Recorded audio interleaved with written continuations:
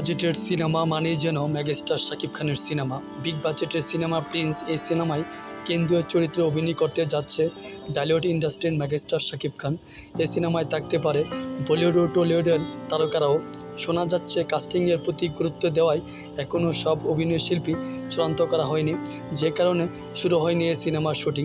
তবে চমক হিসেবে নতুন এই সিনেমাতে শাকিব খানের বিপরীতে দেখা যাবে দুই নায়িকাকে। এরই মধ্যে এই সিনেমায় তাসনিয়া ফারিনকে চুক্তিবদ্ধ করেছে প্রযোজনা সংস্থা। শোনা যাচ্ছে শাকিবের বিপরীতে টলিউড ইন্ডাস্ট্রির জ্যোতির্ময় কুণ্ডকেও দেখা যাবে। জ্যোতির্ময় কুণ্ড টলিউড ইন্ডাস্ট্রির সুপারস্টার দেবের বিপরীতে প্রজাপতি 2 সিনেমাতে অভিনয় করেছেন, যে সিনেমাটি চলতি বছরের ডিসেম্বরে রিলিজ পাবে। গুঞ্জন উঠেছে এই সিনেমায় বিলিয়নের চরিত্রে অভিনয় করতে দেখা যাবে বলিউডের টাইগার শ্রফের বাবা জ্যাকি শ্রফকে।